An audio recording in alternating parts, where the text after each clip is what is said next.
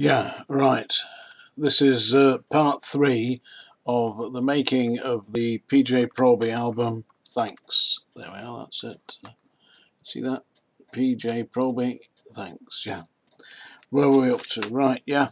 Well, we'd got Stage of Fools out, and Proby was living in Bolton, and he was living in what I would call somewhat dire straits, because he had stopped using the toilet and started using buckets. He had a number of 2-gallon plastic buckets scattered around his room, and he was sleeping on the couch downstairs in Bolton. So I used to go and visit him there, and of course my wife came along and tried her best to actually help him, tidy up a little bit, keep it clean as best we could. And we got a call from BBC Radio Scotland. They wanted to send a reporter down to do an article on PROBY and his comeback and his new recordings, because he hadn't been in the record shops for 20 years. His last album was recorded with the embryonic Led Zeppelin, Page and all that lot, and it was called 3-Week Hero, and it probably sold about 30 copies. It was just it dive bombed, and after that he was curtailed. I mean, the problem with Proby was that he didn't know what sound he was trying to sing. One minute he was doing upbeat rockabilly kind of stuff. Next minute he was doing Billy Eckstine, doing the "I'm sorry, I'm so sorry," that kind of stuff, except better than that, yeah. And then the next minute he was doing things like Nicky Hokey, and then that stupid 3-Week Hero album. Oh, I'm a 3-week hero, I started out at 0. Yeah, well, that's where he ended up when he put that one out, back at 0. But he was in the back streets of Bolton, as I was saying, and he was living in it was a right tip, let's be perfectly honest about it. And I'd already taken him to Blackpool to get himself sorted out with the summer season there. The records were getting made, we were recording, and some good recordings, really. I mean, he was singing. Now, the right way to get Proby to sing is to actually tell him what you want him to sound like. So I said, forget all this nonsense, because he used to try and do this Joe Tex stuff. I don't know if you've heard his imitating Joe Tex. You had better give me a break, yeah? Singing like that, if I'm paying, well, I was paying because it was my recordings. I owned them, you see. So I was. And I said, you'll start singing like you sang on I Apologise and Somewhere, and that's the voice that I'm paying you to use. Forget all this Joe Tex nonsense. So that's what he did. Anyway, we got a call. As I was saying, we got a call from BBC Radio Scotland. They wanted to interview him. So I arrived, and I knew that the lady was coming, to interview him, and she turned up apparently, and I got there about 2 o'clock in the afternoon, and Jim was in the lounge, and of course he was surrounded by these buckets full of snot, piss, and empty tins of Carlsberg Special and whatever else was floating in them. Yeah, seriously, it was disgusting. I said to him, "Where's this reporter? Where's the journalist from BBC Radio Scotland?" No, he said, "She's in the kitchen." So I went in the kitchen, and believe this or not, this poor woman was squatting down over a bucket, pissing into this bucket. I said, "What are you doing here?" She said, "He's told me that the toilet's not working, so I've got this bucket to have a pee." I said, "There's nothing wrong with the toilet whatsoever." And PROBY was pissing himself laughing at this lot. Oh, disgraceful. The poor woman. I was embarrassed for her. Embarrassed for me. Yeah. That was one of the incidents. And he had another incident when he had a friend who was a barrister. Yeah. Marlene, really nice lady. And I saw her one day. She said, I'm not right happy with Jim PROBY, you know.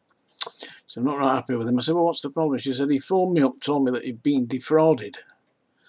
And so she said, I obviously came down to give him some, what I thought was legal advice. So she says, when I got there, he said to me, he said, I have been defrauded, you know. I said, I want to show you something. And she said, he stood up, took his trousers down, no underpants on, trousers down, and he pointed to his todger and says, call that a dick, I've been defrauded. Seriously, I mean, the man's mad.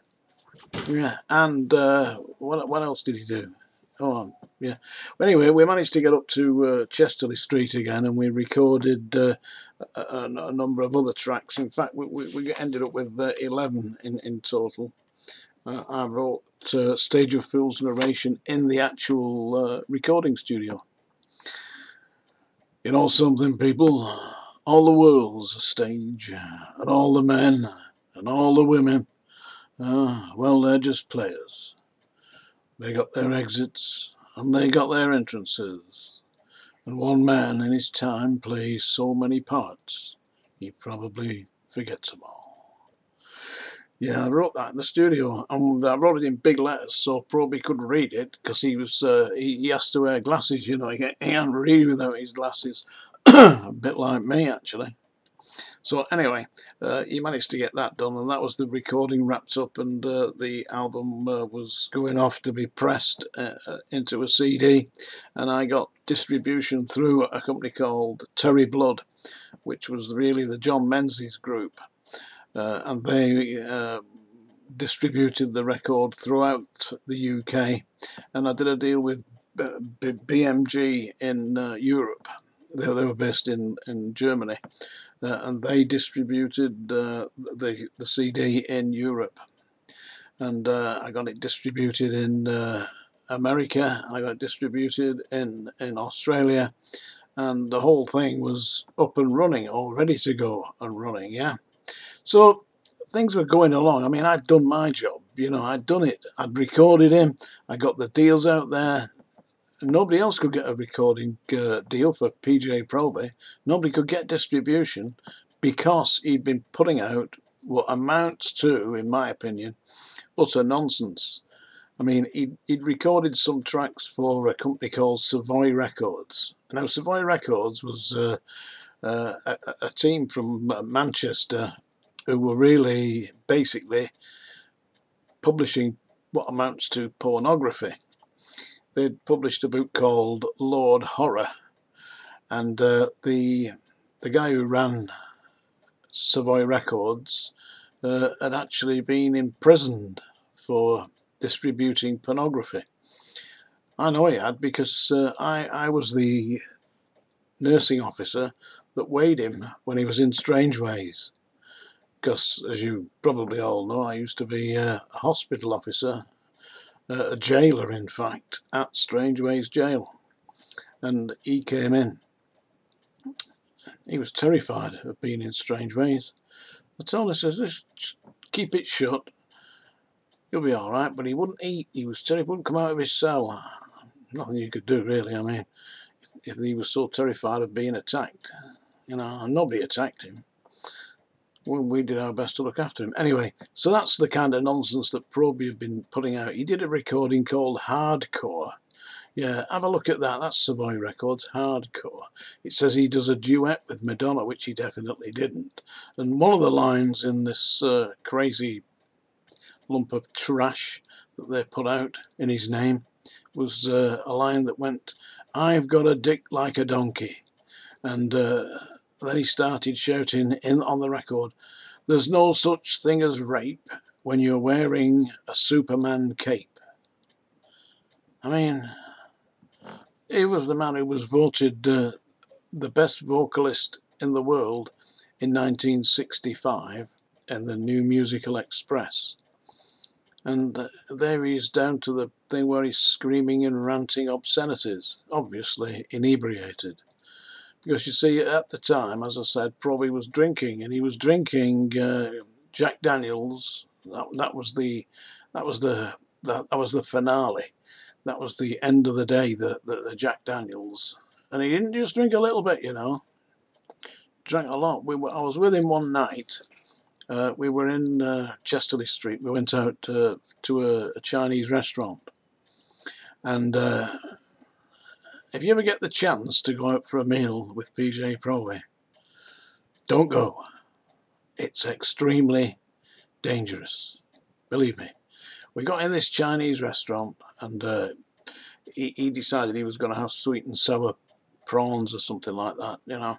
So anyway, when this meal came, and all the way through he's being obnoxious, you know. He kept calling the waiters Charlie. Oi, Charlie, come here. Come here, do this. And then, Charlie, this meal's too dry. Get me some wine. He wanted wine, yeah. So this is absolute God's honest truth. We got a bottle of white wine. I don't know what it was. It was probably Pinot Grigio or something like that. Yeah, and you know, you'd pour it in the glass, not PJ PROBY. He got the wine, he poured it all over his... I still laugh thinking about it. He poured it all over his meal, all over it. So the prawns and the rice were all swimming in this wine. And then, instead of using his knife and fork or chopsticks or whatever there was a knife and fork, I think, he didn't. He got his head down into the dinner, right down into the plate, and started lapping it up like a dog, chewing it and splurting it, and there was wine and bits of prawns and rice all over the place. And then when he'd made a right mess of everything, this is God's honest truth, he stood up behind his chair and he started singing with his he had this hat on, a big hat, you know, a big Texan type hat, you know. And he stood up behind his chair and he started singing, "There's a place for us somewhere." And it threw us out. Seriously. Yeah, about 4 of the waiters and the manager come, "Get out." I paid for the meal. I said, "You don't do that again. It's embarrassing." He thought it was hilarious. Then he insisted on going into a bar and shouted at the barman something like, "Barkeep, get me the Jack Daniels. I want three fingers." And what he meant was the glass filled up to a thing where he had 3 fingers like that. In other words, like 4 Jack Daniels in one glass. And then he necked it in one. It was a mess that night, I tell you. So we managed to finally get through that. I mean, quite how I got through it, you know, but I did get through it when we survived that. But he was a damn disgrace, I'm telling you. And but he thought that's how you behave, you know. That's him. You're out with PJ PROBY. It's something different, you know. It is something different. Get the chance, don't go. Yeah. Right, okay. So anyway, he's back in Bolton now. We've got the recordings all done. That they're going off to be pressed. And I get this phone call. I'm at home, you know, I don't live in Bolton. I live in near Chorley. So I got this, which is about 10 mile away. So I got a call. He phones it like, "Jan, this is Jim here. I want you to come and meet my bride. I'm getting married." I said, "Oh, fancy that, you know, first thing I knew about it." So he said, you come up and meet my bride, you know, in his Texan accent, you know, because he does talk like that, you know, no need to. I mean, he's been in England for 30 years. Anyway, so I decided, I'll come over then. So I got in the car and drove up to Bolton, yeah. Just knocked on the door, went in the house, and there was a lady there. She looked to be about 48, 50 perhaps, something like that. Maybe a little bit younger, but she had a bouffanty hairstyle, you know, and looked a bit like Dusty Springfield, you know, but it was brunette, not blonde. So I walked in, and I just assumed that this was the lady. I said, "Nice to meet you, my name's John. I believe you're getting married to Jim." And PROBY jumped up off the couch where he was lounging about and shouted, "That's not my fucking wife. This is my wife."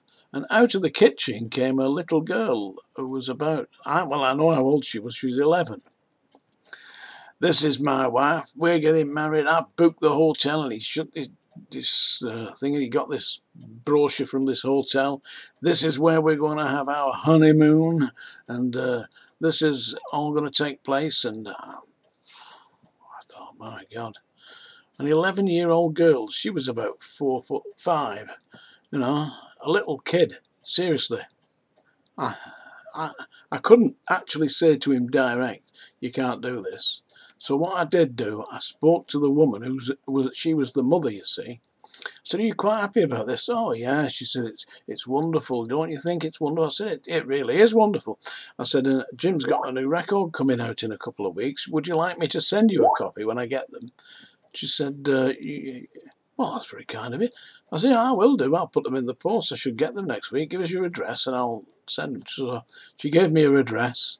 Won't tell you her name. I'll tell you her first name. So you know, if there's any questions about this, and I've got it all written down because I keep a diary. Beware of people who keep diaries, believe me. I keep a diary and I wrote everything down. Yeah, so I got the name and address of this lady whose first name was Mandy, by the way. So and she didn't live in the local area. She lived at Doncaster. So when I got home, I excused myself and got out of there. You know, when I got home, the first thing I did was ring up the duty social services officer, and I got through to them in Doncaster. And I said, I've got something to advise you about. So there's a certain young lady in your area that I believe is at risk. She's been associating herself with a 1960s pop star called PROBY. And he is telling me that he is going to marry her. I've spoken to this little girl's mother. I've seen the little girl. She's 11 years old. And really, she's at risk. You've got to do something about this. And I gave the duty social services officer the name and address. And he said to me, believe this or not, he said, you do realise that this is an extremely serious allegation that you're making. I said, yeah, I've given you my name and address. You know who I am. I said, now, if you won't mind, give me your name.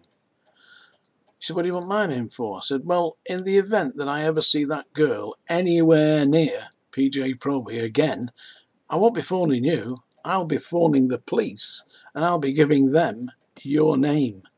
Now, what's your name? Well, he gave me his name and I wrote it down and it's in my diary. Yeah. And what transpired after that, I'm not quite sure. But the next time I saw PROBY, it was about a week later, because we were talking about the release of the record. He came running out of his house with a Bowie knife about a foot long with a big jaggedy edge, and he's shouting, I'm going to murder you, you bastard, interfering in my life. Well, the problem was, what choice did I have? You can't associate me with child abuse. I cannot do it. I just couldn't do it. That's the way I saw it. It may have been, let's give PROBY the benefit of the doubt, it may have been that he just wanted to act like in loco parentis, you know, to help the child. Or he could have actually wanted to seduce an 11-year-old girl. Either way, I couldn't get involved with that. And by inviting me to meet her, he had involved me. So that was put a stop to. And following that, he went to the hotel in Blackpool, saw the owner of the hotel in Blackpool, Bobby Hope. Yeah, you can see it. There's a video on there. It's called PJ Probably.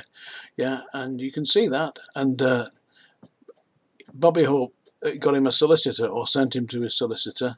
And believe this or believe it not, PROBY tried to issue an injunction against me and my record company, Jace Records, to prevent the release of this album. Thanks, PROBY. I got a letter from the solicitor, still got it, letter from the solicitor saying that they'd had their client was alleging that I had, without authority, issued recordings of his voice, and that they were going to seek a High Court injunction to prevent the release and distribution of this.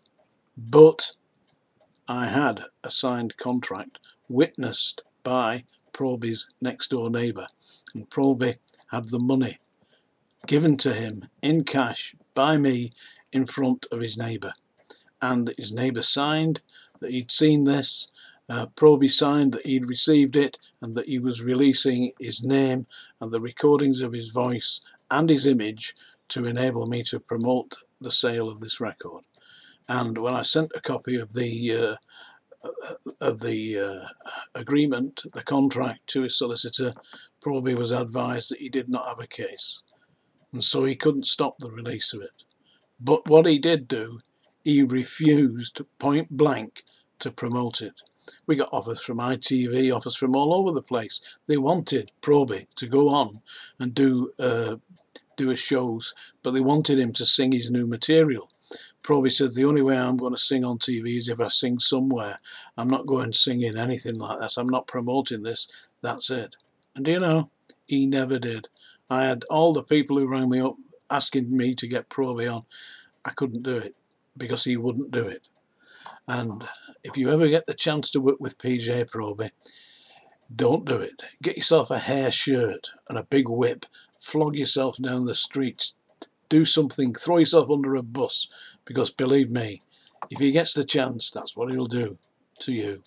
He did do it to me. But I managed to get the record out there. Unfortunately, without any promotions, because he wouldn't do it. What do? That's the way it went. And that's the true story of what happened on the making of the recording of the Thanks album featuring PJ Proby on Jace Records. Hope you enjoyed this little story. Bye.